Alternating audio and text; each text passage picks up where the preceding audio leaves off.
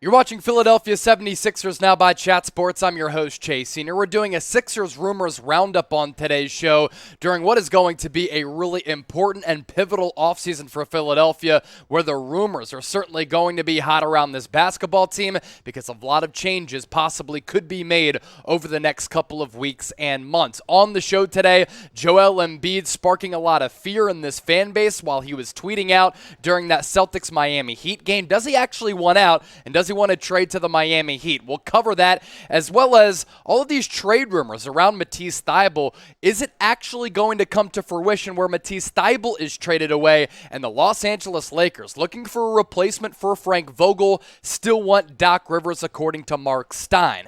Okay, so we start off with Joel Embiid, and during the Celtics-Miami Heat playoff game in which the Boston Celtics went off in that second half, led by Jaylen Brown, who had a really impressive third quarter, Joel Embiid tweeted this: "Miami needs another star." And because of this, all Sixers fans were like, hold up, does this mean that Joel Embiid, 1, wants out, 2, wants to go to the Miami Heat, and 3, team back up with Jimmy Butler because he's watching that game play out, and the Miami Heat have really run out of gasoline over the last couple of games because of injuries. They look tired, and I think the fresh legs for the Boston Celtics have proved to be a big difference over the last couple of games in this playoff series, led by Jason Tatum as well as Jaylen Brown. So a lot of people saw that, and Joel was living up to his name on Twitter, Troel, because we always know that Embiid likes to troll on Twitter, and then he said, okay, y'all are stupid, LMAO, because people thought that he was actually being serious about maybe wanting out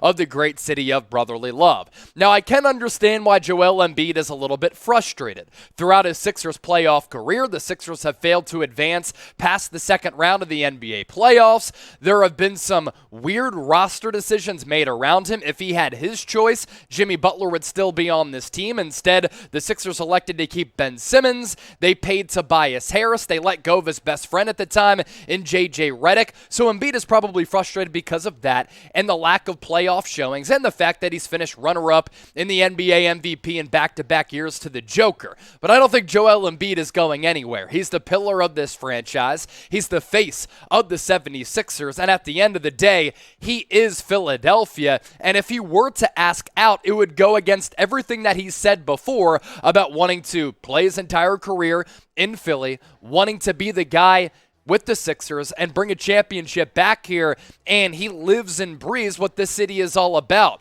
hard work, dedication, and passion. So I do not think Embiid is going anywhere. I don't think anybody should panic out there. Now, if you're subscribed to the channel, I greatly appreciate it. We're coming up on the 1-year mark of launching Philadelphia 76ers now, and the other day we were able to surpass 6,000 subs as one of the fastest growing Sixers channels on YouTube. And during the offseason, free agency, as well as the draft, we're going to have you covered better than anybody else. So if you are subscribed, I want you to get into the comment section right now and type 76. I'll give you shout outs in the comment section for everybody who does that. That I can guarantee you. Greatly appreciate the support as we continue to grow right here on the channel. Next rumor we want to hit: Matisse Thybulle. Is he on the trading block, and could he be dealt by Daryl Morey to upgrade at that wing spot, get a little bit more offense, even though Matisse Thybulle, back-to-back years in which he is an all-NBA defender? Kyle Nuebeck, Philly Voice, reporting this on Matisse Thybulle. Really does a good job for Philly Voice, by the way. All of this is added up to Thybulle being in a handful of trade rumors to start the offseason, most prominently in connection to the Chicago Bulls. Marc Eversley, a former Sixers executive who is one of the pillars in Chicago's front office, was actually instrumental in Philadelphia's acquisition of Thybulle on draft night back in 2019. So there's been a notable level of buzz regarding their interest in him. I love Matisse Thybulle and the energy in which he plays with. The fact that he is a back-to-back all-NBA defender really is extraordinary, and you can't scoff at that. This guy is one of the best wing defenders in the association. Night in, night out, he's really able to play a high level of basketball. on the defensive end of the floor. And that's really the problem here because he hasn't improved his offensive game. This past year, less than 6 points per game, a steal and a half is great. More than a block per night is also sensational, but his three-point percentage continues to struggle. It continues to flatline, and if he could just be a competent corner three-point guy, a competent three-point shooter, and hover around 37-38%, he could be one of the most valuable weapons in the league because of his ability to guard multiple positions, cause havoc on the defensive end of the floor, and lock down some of the best wings and guards across the entire NBA. But we got to a point in the second round where he was a liability after he missed a couple games in that first round series against the Toronto Raptors, because in the second round against the Heat, when the Sixers needed some of their bench players to step up, when they needed some more bench production and more depth, Matisse Thybulle could not bring that to this basketball team. What he has to do this offseason, he has to live in the lab. He has to figure out his three-point stroke because I think the mechanics of it are a little bit clunky, and he has to become a more competent three-point shooter because he has to go from being a liability to an actual threat to put the biscuit in the basket. And if he can become that threat, he adds so much to the Sixers basketball team.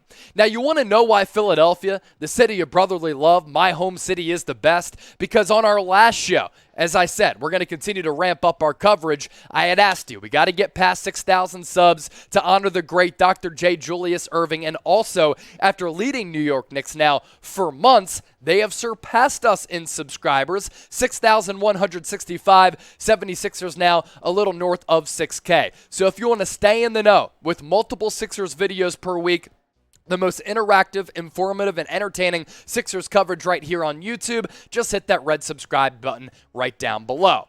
Okay, last rumor to hit on today's show as we're going through a rapid-fire fashion. Are the Lakers still going after Doc Rivers? According to Marc Stein, they are. Now, what's interesting is that in that season-ending press conference, Daryl Morey had assured everybody that Doc Rivers would be back next year, and I actually think that's going to happen. I think he's going to be the head coach for this basketball team, albeit on a short leash. But according to Marc Stein, the Lakers, quote, have not completely abandoned hope that Doc Rivers could become free to be their next head coach to replace Frank Vogel. Right now, Los Angeles down to Terry Stotts, Darvin Ham, as well as Kenny Atkinson. Stotts, the former Trailblazers coach, Ham, the lead assistant on Mike Budenholzer's staff with the Milwaukee Bucks, and Kenny Atkinson, the former Brooklyn Nets coach, who is an assistant right now under Steve Kerr with the Golden State Warriors. Now, this is what Daryl Morey said after the year had wrapped up during that postseason press conference. I just think he's a great coach. Doc is. I love working with him. I feel like I'm learning from him. I think Elton Brand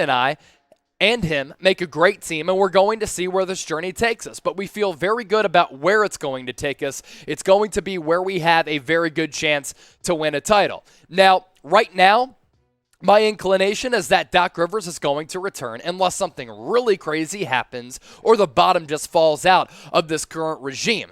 If Doc Rivers were to want to leave, if Daryl Morey had a change of heart, if he just lied to all of us, because executives certainly lie, Jay Wright would be atop my list, and I would give him a blank check to be the next head coach of the Philadelphia 76ers. His surprise from Villanova came as a surprise to me. He turned Nova into a blue blood.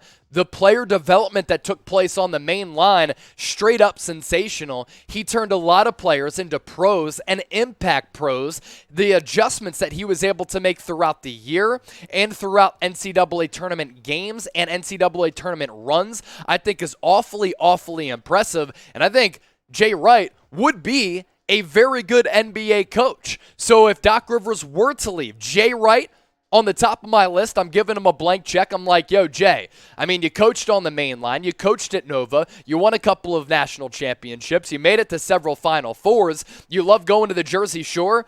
You can still go to the Jersey Shore coaching in the great city of Philadelphia. If it's not Jay Wright, Sam Cassell. Because of the work that he's done with Tyrese Maxey, I actually think it's a matter of time before he becomes a head coach at the NBA level. That does it for our Sixers roundup. Before we hop on out of here, I want to ask you one more question. Do you want Doc Rivers back? B for back, L for leave. I know a lot of people are going to get that comment section popping, and if you do, I greatly appreciate that. And thanks for watching today's show.